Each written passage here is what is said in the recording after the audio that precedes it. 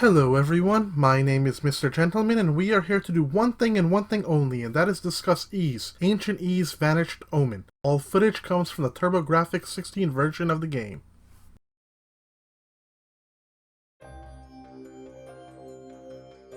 Why is Ys still a relevant franchise? In the last episode, I discussed the boom of Japanese action RPGs up until 1987, where they were scaled back in favor of more turn-based games. Many of those titles used bumping mechanics, which proved less and less popular thanks to Zelda. History was changed, and this form of gameplay was as good as dead. It's in part unplayable. How many videos have destroyed Higelight at this point? And yet, Ys persisted, though Higelight did try its very best to stay relevant. And while Ys eventually changed its mechanics, the fact is Falcom continued to make top-down RPGs for a long time. People expected of them. Ys 1 and 2 still managed to sell well every generation. They're technically the only action bumping RPG from that era that remain relevant and sell well to this day. Why? A very long time ago, before Japanese PC games became synonymous with visual novels, there was Nihon Falcom. By the second half of the 1980s, Falcom had become one of Japan's biggest producer of computer action RPGs, most notably their Dragon Slayer franchise, influencing both Enix and Square. 1987 would see 2 more games in the series, but accompanying them was a new IP named Ys, Ancient Ys Vanished Omen. Behind the development of Ys was director and programmer Masaya Hashimoto and writer Tomoyoshi Miyazaki.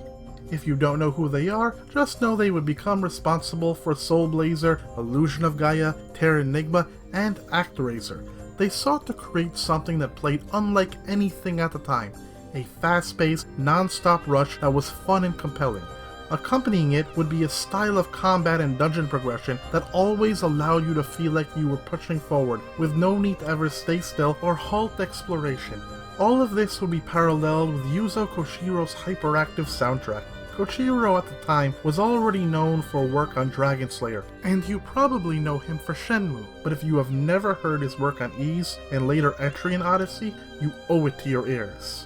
Originally, Ys 1 and 2 were meant to be one long adventure, but at some point the decision was made to split the games. Ys 1 was released on June 21st, 1987 for the PC-88, and over the course of the next few months, it was available for every type of Japanese PC. What followed was overwhelming popularity and a franchise. While some would call Falcom's work low-tech, their desire to perfect the Ys games has kept dedicated Japanese PC gamers and fans who eagerly await ports and sequels for almost 30 years, and it's one of the reasons Falcom is still one of Japan's most beloved RPG developers. Unfortunately, much like with any RPG developer not named Square, that popularity did not transfer over to the West.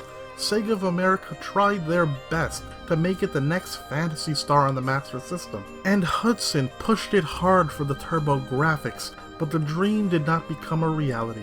However, thanks to the efforts of Xseed, the West has seen an increase in Falcom's stock, with Ys and even the Dragon Slayer franchise spin-off series The Legend of Heroes increasing in popularity. But considering that Ys 1 and 2 are among those games, we return to our original question: what is it that set Ys apart?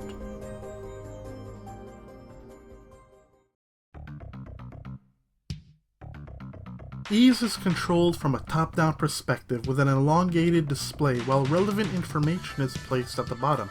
Protagonist Adol, like in many other games of his era, is a swordsman that attacks with bumping mechanics. You run into an enemy, you do damage. But movement occurs at an incredibly fast rate. What immediately becomes apparent is the game feel or kinesthetics. The movement feels really smooth. The pace of how fast Adol is running just feels in line with how you press the button. It feels one-to-one and like you're in control. In 1987, Sonic wasn't around yet, and in most games characters moved a tile at a time. Yet in Ys, you felt fast, movement was kinetic, and you turned pretty quickly for the time. And unlike most bumping games, there was an element of strategy involved. If you assaulted a monster head-on, it would be like Higelight in Dragon Slayer, where you did damage according to your strength stat, and took damage according to your defense stat. You would also be repelled, but you quickly regained acceleration once you began to move. However, if you hit an enemy off-center, from the side, or from behind, you would deal damage and take none. If an enemy had more HP than the damage that you dealt, you would continually push them while moving, maintaining your speed, and would combo them. So learning the intricacies of movement became a necessity. Because attacking enemies didn't disrupt the movement pace, you technically never had to stop, so it felt like a rush. I love the way the game feels. The combined speed and style of gameplay made it feel unique, both for its time and still today, giving the game historical longevity.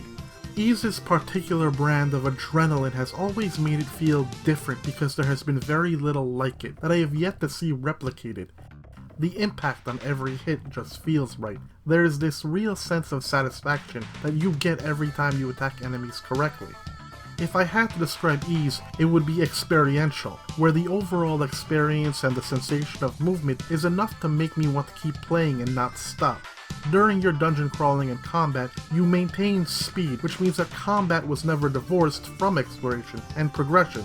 The uninhibited nature of the game and the feeling of satisfaction just feels like such a release.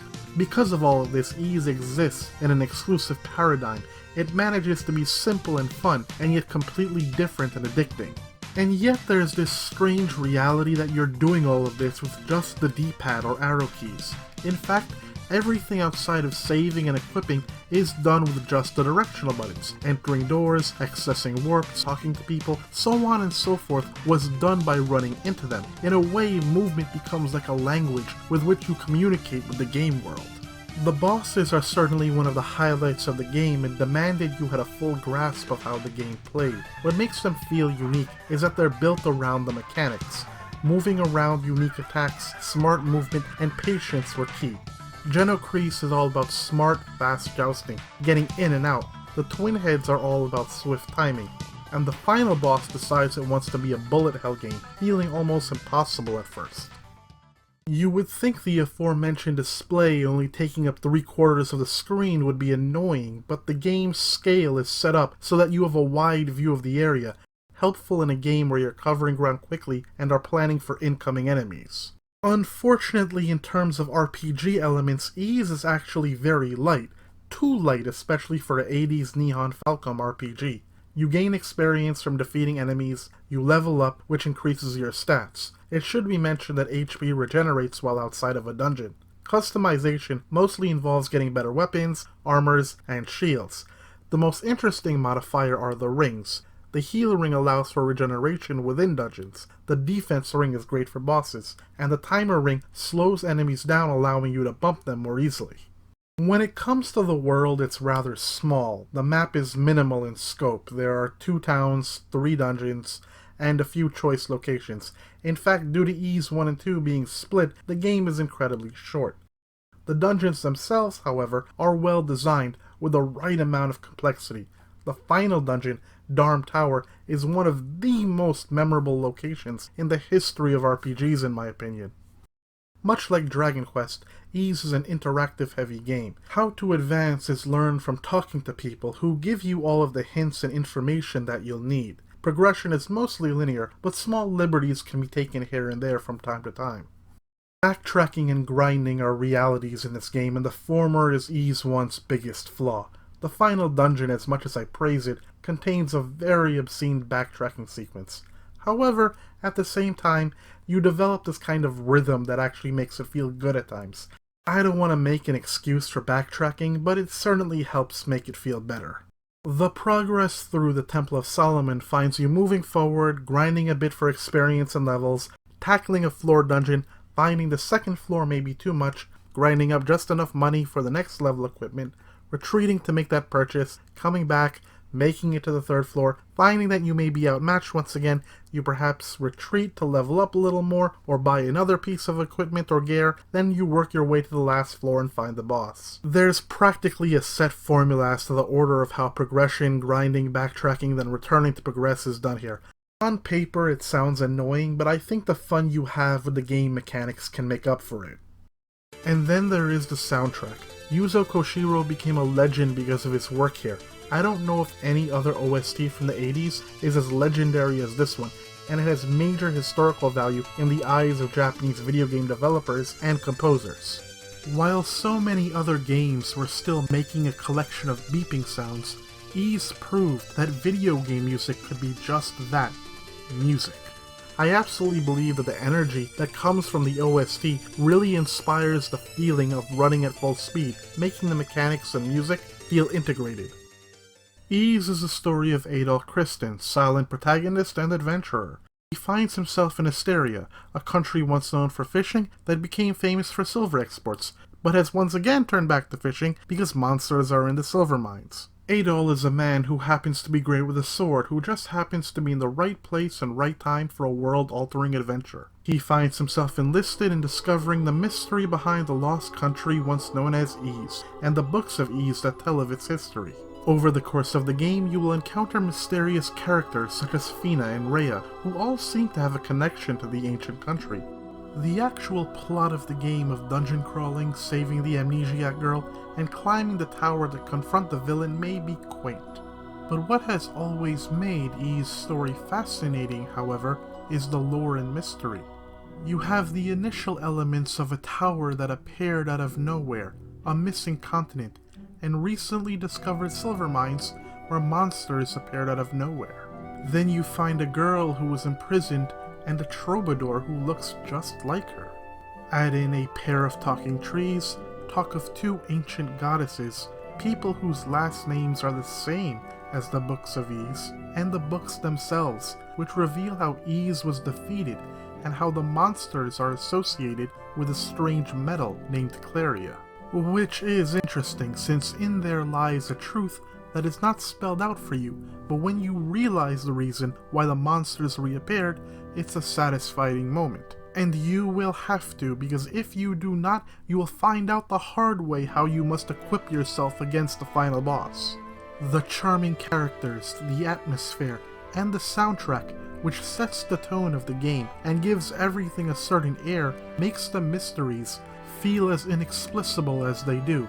And I think that's what truly is Ys 1 and 2. They feel mystifying, which is what defines so many of the story's elements, and I experience it every time I go through the game.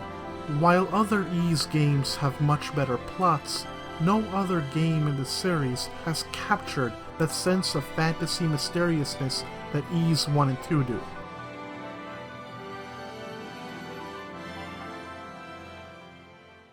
When it comes to ports and remakes, the question is not what has Ys 1 and 2 been ported to, the question is what has Ys 1 and 2 not been ported to.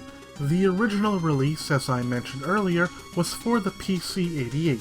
The PC 98 version was similar, but with better colors and sound. The X1, FM7, FM77AV, and MSX versions were all alike, with lower resolution but clearer graphics. The IBM and Apple II ports are faithful to the original, but only support internal speaker sound, causing something to be lost in the music.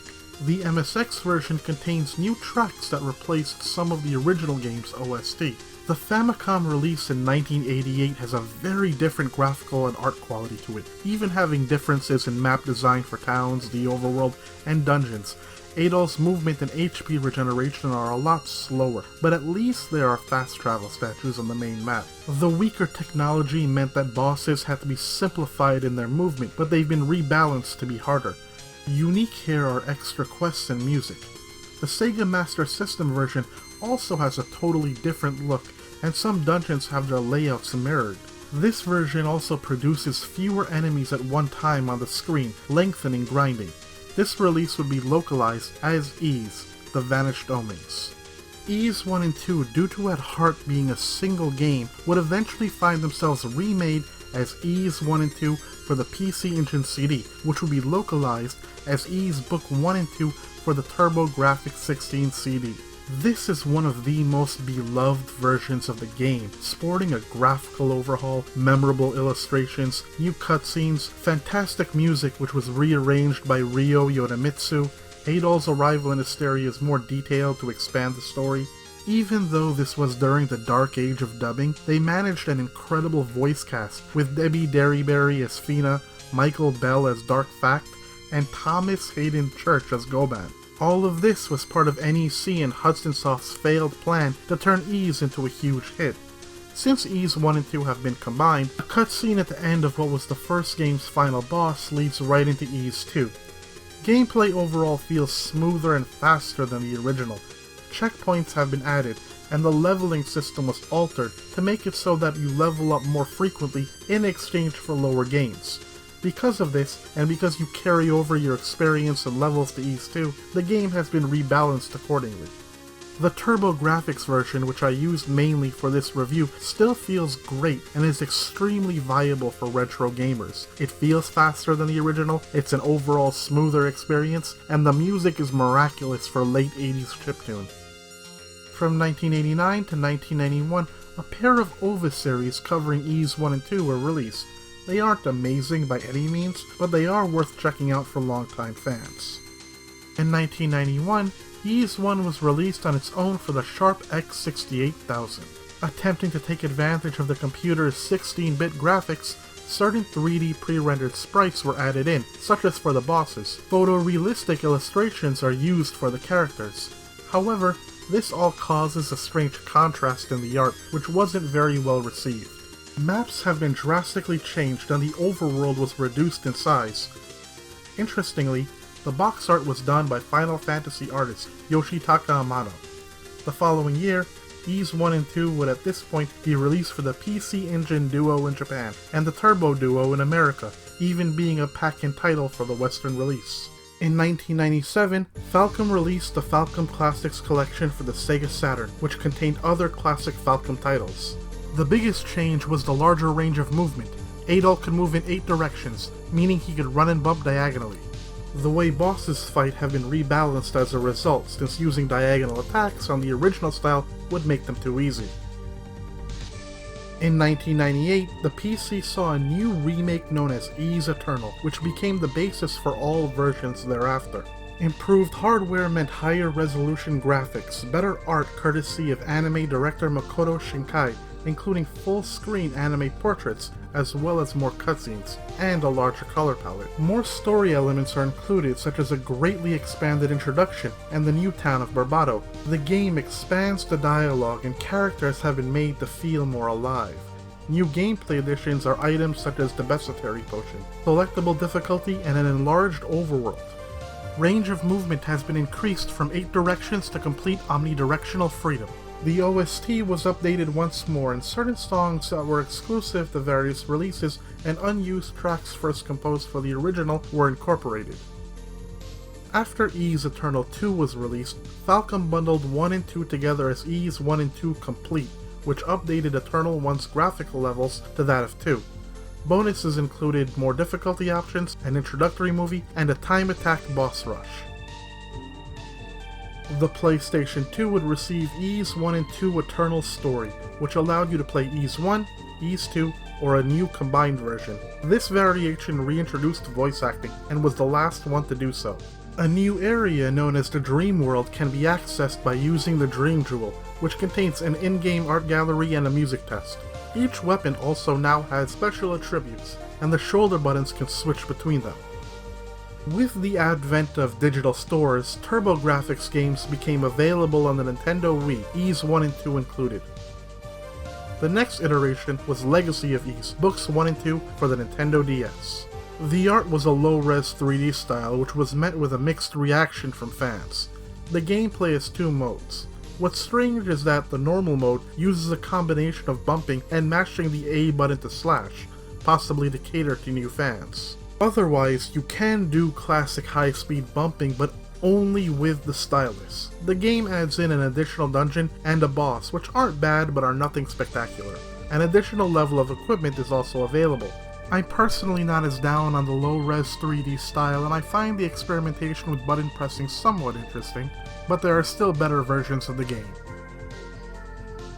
Ys 1 and 2 Chronicles for the PSP is much like the Complete Edition. In fact, you may choose the Complete or Chronicles Edition when you start a new file. The biggest difference is the anime style, which is different in both versions. The borders around the stat information have been removed, allowing the game display to cover the entire screen. and you can choose any time whether you want to listen to the PC-88 Complete or Chronicles music. Chronicles will be released on Steam as Ys 1 and 2 Chronicles Plus, with 17 achievements available. Personally, I recommend anything in the vein of Complete Chronicles and Chronicles Plus. The experience is great and even better with faster movement, smoother movement, and incredible animation. I'm always amazed at how they manage to take an 80s game and bring it up to date, but make it feel as if it is as Ys 1 as any other retro version of the game. Note that while the omnidirectional movement is great, if you're like me and are used to the older versions, you really have to adapt yourself. But once you realize that diagonal attacks are key, the game becomes very easy. The bosses though are tough, but fair. Except for Vigilian, however, who is way too tedious because of how his hitbox lasts for so few frames. The absurd rate of movement for the final boss is fun, but it can be a complete pain since you can now be trapped within isolated floor tiles. Overall, if you have never played Ys before, if you have Steam and time to spare, I highly recommend it. Lastly, over the years, Ys has been ported to multiple mobile devices, most notably Japanese cell phones. Eventually, the Chronicles edition appeared on both Android and iOS. Most fans see the controls as not accurate enough, making the act of precision running and bumping far less precise and fun as it should be. What Ys is to me is tied up with the aesthetics of its movement. The inputting of commands in a game and the responsiveness we feel is important, and in the best of them it feels rewarding. Ys isn't just a fast game, but all of its mechanics, its controls, music, and highly responsive inputs create an experience. Highlight often gets a bad rap. To be fair, the original PC-88 version is a hallmark of history, the earliest of its kind. However, its concepts quickly became outdated, whereas Ys was a hallmark of its time and has had staying power. Like I said before, the actual RPG mechanics aren't that special, and they truly wouldn't become something until much later. But as a game, it's still fantastic. Ys 1 is a great experience. So experience it.